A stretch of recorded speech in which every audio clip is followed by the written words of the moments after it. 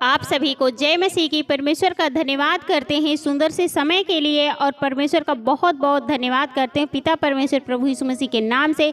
परमेश्वर का धन्यवाद करते हैं सामर्थी नाम से। परमेश्वर का धन्यवाद करते हैं चंगाई देने वाले परमेश्वर का धन्यवाद करते हैं प्रभु यीशु मसीह के नाम से। Thank you Jesus, thank you Jesus. आइए चलते हैं वचन की ओर। प्रभु का वचन है, यीशु 3 पापों से सख्त नफरत करते हैं। तो हे मेरे प्रिय भाई बहनों, आप लोगों को ध्यान से वचन को सुनना है, समझना है और ग्रहण करना है, क्योंकि परमेश्वर प्रभु यीशु मसीह 3 पापों से सख्त नफरत करते हैं, जो आज मैं बताने जा रही हूँ। आइए चलते हैं वचन की ओर। प्रभु का वचन है, पहला है पाखंड से। प्रभु यीशु मसीह पाखंड से बहुत ज़्यादा नफरत करते हैं। आइए वचन की ओर चलते हैं। पाखंडी होने का मतलब है दूसरों को यह आभास देना कि वह वास्तव में जितने पवित्र हैं उससे कहीं ज़्यादा पवित्र हैं। जो पाखंडी होते हैं, पाखंडी होने का मतलब यही होता है दूसरों को आभास दिलाने के लिए, दूसरों को विश्वास दिलाने के लिए कि वास्तव में हम कितने पवित्र हैं। जो पाखंडी है वह कितने पवित्र, कहीं ज़्यादा पवित्र हैं। यह झूठ बोलने से झूठ बोलने के समान है। मतलब यह झूठ बोलते हैं और दिखाते हैं, जो पाखंडी लोग होते हैं, कि हम कितने पवित्र हैं। तो यह झूठ बोलने के समान ही है। मत्ती से है, अध्याय 23 का 13 वचन में है, यीशु ने पाखंडियों को 7 बार श्राप दिया। इस प्रभु यीशु मसीह ने, जो पाखंडी लोग होते हैं, जो दिखावे के लिए कहते हैं कि हम बहुत पवित्र हैं, हम बहुत विश्वासी हैं, उन लोगों को प्रभु यीशु मसीह ने 7 बार श्राप दिया। मुंह खोले बिना ही झूठ बोलना संभव है। हन्ना ने बिना कुछ कहे पवित्र आत्मा से झूठ बोला जब उसने यीशु को एक सच्चे दिल से शिष्य किया। यहाँ पर परमेश्वर का वचन यही कहता है, जो झूठ बोलता है, क्योंकि मुंह खोले बिना झूठ बोलना असंभव है। हन्ना एक चेला था प्रभु यीशु मसीह का, जो बिना कहे पवित्र आत्मा से झूठ बोला जब उसने यीशु का एक सच्चे दिल से शिष्य होने का दिखावा किया। जो हन्ना था प्रभु यीशु मसीह का चेला, वो सच्चे दिल से चेला बनना चाहता था और सच्चे दिल से चेला बनने की दिखावा किया है। प्रेरितों के काम में अध्याय 5 का 1 वचन है, यीशु ने फरीसियों से कहा कि उनका आंतरिक जीवन स्वभोग से भरा हुआ था। मत्ती से है, अध्याय 23 का 25वां वचन है, जिसका अर्थ था कि वे केवल खुद को खुश करने के लिए जीते थे। फिर भी उन्होंने दूसरों को यह आभास दिया कि वे शास्त्रों को अच्छी तरह से जानते हैं और उपवास करते थे। जो बहुत सारे होते हैं, जो स्वभोग का मतलब यही होता, केवल खुद को खुश करने के लिए जीते हैं। और फिर उन्होंने एक दूसरे को आभास दिलाया, विश्वास दिलाया कि वे पवित्र शास्त्र को, बाइबल को अच्छी तरह से जानते हैं और उपवास करते थे, प्रार्थना करते थे और अपनी आय का 10वां हिस्सा देते थे। प्रार्थना करते थे और अपनी आय में जो दान दशमांश होता है उसका 10वां हिस्सा भी देते थे। इसलिए वे बहुत पवित्र थे। वे बाहरी रूप से बहुत पवित्र दिखते थे। वे सार्वजनिक रूप से लंबी प्रार्थना करते थे, लेकिन वे निजी तौर पर लंबी प्रार्थना नहीं करते थे। ठीक वैसे ही जैसे आज बहुत से लोग हैं, यह पाखंड है। अगर हम केवल रविवार की सुबह परमेश्वर की स्तुति करते हैं, लेकिन हर समय हमारे दिल में स्तुति की परमेश्वर की नहीं होती है। परमेश्वर हमारे दिल को देखते हैं हर समय। मतलब बहुत सारे लोग अभी भी हैं जो कहते हैं हम प्रभु यीशु मसीह को मानते हैं, हम व्रत उपवास करते हैं, हम परमेश्वर से प्रार्थना विनती करते हैं, वो बाहर दिखाने के लिए करते हैं। केवल वह रविवार को सुबह प्रार्थना करते हैं, परमेश्वर को ध्यान करते हैं और हमेशा उनके दिलों में यह नाम नहीं रहता है। तो हमारा परमेश्वर हमारा दिल देखता है और वो हमारे दिखावे को नहीं देखता। अगर हम सच्चे मन से परमेश्वर की आराधना करते हैं, प्रार्थना।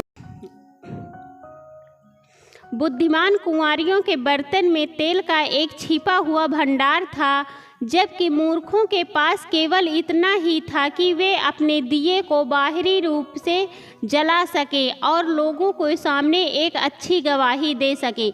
जो कुंवारियाँ थी, उनके बर्तनों में तेल का एक छिपा हुआ भंडार था, क्योंकि जो मूर्ख लोग थे वह सोचते थे कि हम दिए जलाएं और दिखावे के लिए हम दिए जलाएं और एक अच्छी गवाही दे सकें। मत्ती से है, अध्याय 25 का 1 से 4 वचन है। जब हम किसी ईसाई नेता के अचानक व्यभिचार में पड़ने के बारे में सुनते हैं तो हमें यह समझना चाहिए कि यह अचानक पतन नहीं था, बल्कि उसके आतंरिक जीवन में लंबे समय तक बेवफाई का अंतिम परिणाम था। वह लंबे समय तक पाखंडी था। तो हमें यही सोचना है कि वह लंबे समय से पाखंडी है, वह दिखावा है, तो हमें दिखावा नहीं करना है, पाखंडी रूप नहीं दिखाना है, क्योंकि हमारा परमेश्वर हमारा दिल देखते हैं, हमारा मन देखते हैं, क्योंकि वह हमें पाखंडी से सख्त नफरत करते हैं। तो हमें उनकी नफरत में नहीं पड़ना है, हमें सही से रहना है। दूसरा है अशुद्धता। अशुद्धता हमारे दिलों में मुख्य रूप से हमारी आँखों और कानों के जरिए प्रवेश करती है। जो अशुद्धता होती है उससे भी प्रभु यीशु मसीह सख्त नफरत करते हैं, और वह हमारे दिल में हमारे रूप से आँखों और कानों के जरिए प्रवेश करती है। हमारे आँखों द्वारा, हमारे कानों के द्वारा वह प्रवेश करती है। यह अशुद्धता फिर हमारे दिलों से बाहर आती है और हमारे शरीर के विभिन्न अंगों के जरिए खुद को अभिव्यक्त करती है, मुख्य रूप से हमारी जीभ और हमारी आँखें के जरिए। इसलिए जो भी शुद्ध होना चाहता है इसे इस बात का खास ध्यान रखना चाहिए कि वह यह देखता है और क्या सुनता है। यीशु को अशुद्धता से इतनी नफरत थी कि उसने अपने शिष्य से कहा उन्हें अपनी दाहिनी आँख फोड़ने और अपना दाहिना हाथ काटने के लिए तैयार करना चाहिए, बजाय इसके कि वे उन आप करें। तो हमें प्रभु यीशु मसीह क्योंकि बहुत अशुद्धता से नफरत करते हैं, तो हमें अपने कानों को ऐसी चीज़ों में नहीं सुनना चाहिए, ऐसी नफरत की चीज़ें नहीं सुनना चाहिए, बेकार की चीज़ें और किसी भी पाप की चीज़ें हमें नहीं देखना चाहिए अपने आँखों से, क्योंकि परमेश्वर पिता प्रभु यीशु मसीह इससे बहुत नफरत करते हैं। क्योंकि जो पाप करते हैं उन्होंने उसकी दाहिनी आँख फोड़ने का और दाहिना हाथ काटने के लिए तैयार करना चाहिए, बजाय इसके कि उस अंगों से वह पाप करें। तो हमें पाप नहीं करना है, क्योंकि अशुद्धता बहुत ज़्यादा से नफरत करते प्रभु यीशु मसीह, तो हमें अशुद्धता में नहीं रहना चाहिए। डॉक्टर कब दायां हाथ काटने या आँख निकालने की सलाह देते हैं? जब हालात इतने ख़राब हो गए हों कि इन अंगों को निकालने बिना पूरा शरीर मर जाए। तो जब डॉक्टर ऐसी हालात में करते हैं तो हमारा शरीर पाप से भरा हुआ है। पाप के संबंध में भी हमें यही समझने की ज़रूरत है कि पाप इतना गंभीर है कि यह हमारे जीवन को ही खतरे में डाल सकता है। तो हमें जानबूझकर पाप नहीं करना चाहिए, क्योंकि यह पाप हमारे जीवन को ही खतरे में डाल सकता है। ज़्यादातर विश्वासियों को इसका एहसास नहीं है और इसलिए वे अपनी जीभ और अपनी आँख का इस्तेमाल करने में लापरवाह हैं। बहुत से विश्वासी होते हैं, जो भी विश्वासी अपने जीभ और अपने कान को लापरवाह मत कीजिए, इसे इस्तेमाल मत करिए, क्योंकि अपनी आँखों को, अपनी जीभ को अच्छे से रखिए कि वो बाहर निकलने ना पाए कि आपसे जब हम अपनी आँखों और जीभ से पाप करने के लिए लुभाए जाते हैं तो हमें अंधे और गूंगे लोगों की तरह होना चाहिए। यीशु के शब्दों का यही निश्चित जिन 4 पापों का हमने पहले ही उल्लेख किया है, उन्हें सभी विश्वासियों द्वारा आसानी से पाप के रूप में पहचाना जा सकता है। लेकिन जब अविश्वास की बात आती है तो लगभग सभी विश्वासी इसे पाप के रूप में नहीं बल्कि कमजोरी के रूप में देखते हैं, और इसलिए वे विश्वास से घृणा करना नहीं सीखते हैं जैसे वे अन्य पापों से घृणा करते हैं। विश्वास में प्रभु यीशु मसीह उनकी कमजोरी समझकर उनसे घृणा नहीं करते हैं, जैसे कि आगे अशुद्धता और पाखंड से घृणा नफरत करते हैं, वैसे अविश्वास से नफरत नहीं करते हैं। लेकिन बाइबल अविश्वासी हृदय को दुष्ट हृदय कहती है। इब्रानियों अध्याय 3 का 12वां यीशु ने अपने शिष्यों को अविश्वास के लिए 7 बार डांटा है। बहुत सारे अविश्वास हो जाते हैं, जब विश्वास रहते किसी चीज़ दुख में मुसीबत में पड़ जाते हैं तो अपना विश्वास छोड़ देते हैं। तो हमें ऐसा नहीं करना, हमें विश्वास करना प्रभु पर, क्योंकि वह हमें हर पल हर घड़ी हर समय बचाते हैं, हमें संभालते हैं। तो हमें उनसे अपने शिष्यों को किसी और बात के लिए कभी नहीं डांट।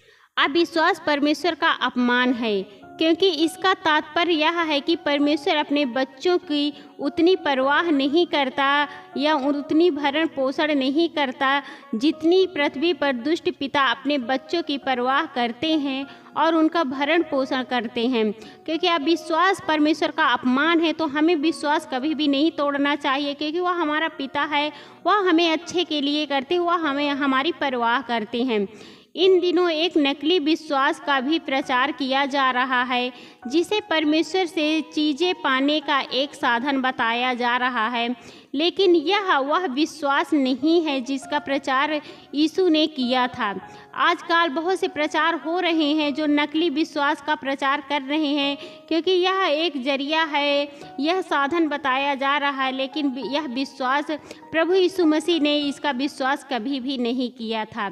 वह चाहते थे कि हमारे पास अपने दैनिक जीवन को जीने के लिए विश्वास हो, और स्वाद बुरे मूड और निराशा का विजय तभी मिल सकती है जब हम स्वर्ग में रहने वाले एक प्यारे पिता और उसके वचन में दिए गए अशुद्ध वादों पर विश्वास करें।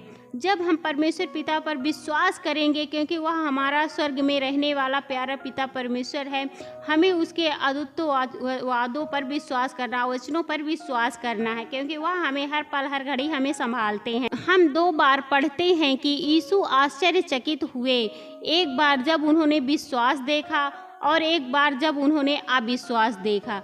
जब भी यीशु लोगों में विश्वास देखते थे तो वे उत्साहित हो जाते थे, और जब वे लोगों में स्वर्ग में रहने वाले प्रेमी पिता पर भरोसा करने के लिए तैयार नहीं देखते थे तो वे निराश हो जाते हैं। तो आप लोगों को विश्वास करना है, विश्वासी बनना है परमेश्वर के इन तीनों, क्योंकि प्रभु यीशु मसीह इन तीनों चीज़ों से बहुत सख्त नफरत करते हैं। तो हमें इन तीनों चीज़ों को कभी नहीं करना चाहिए। ना हमें कभी पाखंडी बनना चाहिए, ना अविश्वासी बनना चाहिए, ना हमें कभी अशुद्धता बनना चाहिए। परमेश्वर पिता पर विश्वास रखिए, भरोसा करिए, क्योंकि वह हमारे हर पल हर घड़ी हर समय हमारे साथ रहते हैं, हमें संभालते हैं, हमें बचाते हैं।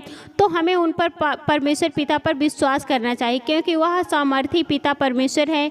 उसका धन्यवाद करते हैं, क्योंकि वह अनुग्रहकारी पिता परमेश्वर प्रभु यीशु मसीह के नाम से उनका धन्यवाद करते हैं। वह हमें हर पल हर घड़ी हर समय हमेशा हमें संभालते हैं, बचाते हैं हर मुसीबत से। तो उसका हमें बहुत बहुत धन्यवाद करती हूँ प्रभु यीशु मसीह के नाम से, आमीन।